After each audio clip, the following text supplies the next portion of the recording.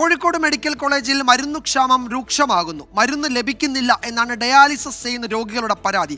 Beach ആശുപത്രിയിലും 3 മാസമായി മരുന്ന് ലഭിക്കുന്നില്ല. പ്രതികരണങ്ങൾ ആദ്യം.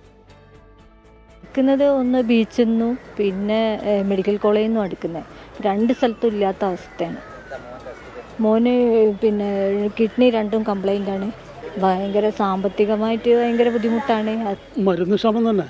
അപ്പോൾ നമ്മളൊക്കെ ഇൻഷുറൻസ് വഴി മെഡിക്കൽ കോളേജിൽ നിന്നും കാരുണ്യം നിന്നും നീതി സ്റ്റോറിൽ നമ്മൾ മരുന്ന് വാങ്ങല്. ഒരാഴ്ചയായിട്ടാണ് മരുന്നില്ല. നമുക്ക് മരുന്ന് ലഭിച്ചുകൊണ്ടിരുന്നതെന്ന് പറഞ്ഞാൽ നമുക്ക് കാസ്പ് വഴി കാരുണ്യയിൽ നിന്നും പിന്നെ ഫെയർ പ്രൈസിൽ നിന്നാണ് നമുക്ക് മരുന്ന് ലഭിച്ചുകൊണ്ടിരുന്നത്. അപ്പോൾ കഴിഞ്ഞ ഒരാഴ്ചയായിട്ട് നമുക്ക് മരുന്ന് തീരെ അവിടെ നിന്ന് ലഭിക്കുന്നില്ല. ഞങ്ങളിപ്പോൾ ഡയാലിസിസ് ചെയ്യുന്നത് ഇപ്പോൾ ഒരു 7 മാസമായി. ഇപ്പോൾ പെരിട്ടോൺ ഡയാലിസിസ് ചെയ്യുന്നത്. ഇപ്പം മരുന്ന് കിട്ടണില്ല.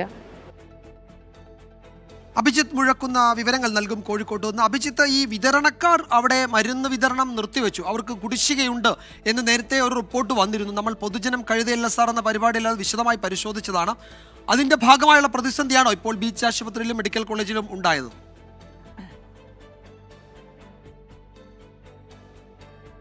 തീർച്ചയായും വിജയകുമാർ, അങ്ങനെ തന്നെയാണ്. ഈ മെഡിക്കൽ കോളേജിലേക്കും ഒപ്പം ബീച്ച് ആശുപത്രിയിലേക്കുമൊക്കെ മരുന്ന് വിതരണക്കാർ വിതരണം നിർത്തിയിട്ട് ദിവസങ്ങളായി. പക്ഷേ അതിലൊരു പ്രതിസന്ധിയിൽ ഒരു പരിഹാരമുണ്ടാകാൻ ഇതുവരെ ആരും തയ്യാറായിട്ടില്ല.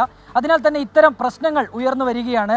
ഈ ഡയാലിസിസ് രോഗികളുടെ ബുദ്ധിമുട്ട് മനസ്സിലാക്കുക. അവർക്ക് ദിനംപ്രതി 1200 രൂപയുടെയൊക്കെ മരുന്നുകളാണ് വാങ്ങാനുള്ളത്. അത് ഈ കാരുണ്യ മെഡിക്കൽ ഷോപ്പിൽ നിന്നൊക്കെയാണ് അവർക്ക് ലഭിക്കുന്നത്.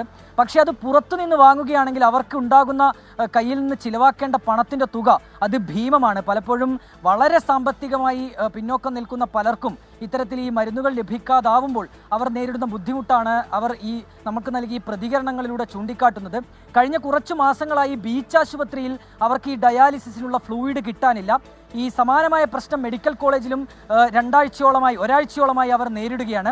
മെഡിക്കൽ കോളേജിലേക്കുള്ള പ്രശ്നം ആരംഭിച്ചത് 10-ാം തീയതി മുതലാണ്. അന്ന് മുതലാണ് അവിടെ ഈ മരുന്ന് വിതരണക്കാർ അവസാനിപ്പിച്ചത്. അതിൻ്റെ പ്രധാന കാരണം ഈ കുടിശ്ശിക തന്നെയായിരുന്നു. ബീച്ച് ആശുപത്രിയിൽ കുറേ മാസങ്ങളായി ഈ പ്രശ്നമുണ്ട്. ഏതായാലും ഈ ഒരു പ്രശ്നം അത് പരിഹരിക്കപ്പെട്ടില്ലെങ്കിൽ ഇത്തരത്തിൽ വലിയൊരു പ്രതിസന്ധിയിലേക്ക് രോഗികളെത്തും. ഇതിപ്പോൾ ഡയാലിസിസ് രോഗികളാണ് നമ്മളോട് പ്രതികരിച്ചത്. നാളെ പല രോഗങ്ങളുമായി എത്തുന്നവർ അവർ തങ്ങളുടെ ബുദ്ധിമുട്ട് ആ രീതിയിലുള്ള ബുദ്ധിമുട്ട് അനുഭവിക്കുമെന്നാണ് നമ്മൾ മനസ്സിലാക്കുന്നത്. കഴിഞ്ഞ തവണയൊക്കെ ഇത്തരം ഈ മരുന്ന് വിതരണക്കാർ വിതരണം നിർത്തിയതിനെ തുടർന്ന് ഫാർമസിയൊക്കെ, ന്യായവില മെഡിക്കൽ ഷോപ്പൊക്കെ അടച്ചിടേണ്ട ഒരവസ്ഥയിലേക്ക് എത്തിയതാണ്. പിന്നീട് സമവായ ചർച്ചയൊക്കെ നടത്തിയാണ് ഇതിലൊരു തീരുമാനമുണ്ടാക്കിയത്. ഏതായാലും അത്തരം ഒരു ചർച്ചയാണ് വിതരണക്കാർ പ്രതീക്ഷിക്കുന്നത്. ഈ പരാതിക്കാർ നേരത്തെ ജില്ലാ മെഡിക്കൽ ഓഫീസറെ കണ്ടിരുന്നു.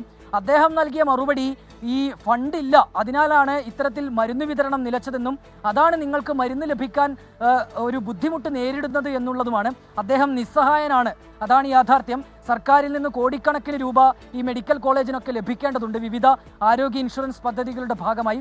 അത് ലഭിച്ചാൽ മാത്രമേ ഈ മെഡിക്കൽ കോളേജ് അധികൃതർക്ക് ഈ മരുന്ന് വിതരണക്കാർക്ക് പണം നൽകാനാകൂ. അങ്ങനെ എന്തായാലും അഭിജിത്ത് ചൂണ്ടിക്കാട്ടിയത് വളരെ ഗൗരവമുള്ള ഒരു പ്രശ്നമാണ്. ഇത് പരിഹരിച്ചില്ലെങ്കിൽ അടുത്ത ദിവസങ്ങളിൽ അത് കുറെ കൂടി സങ്കീർണമാകും.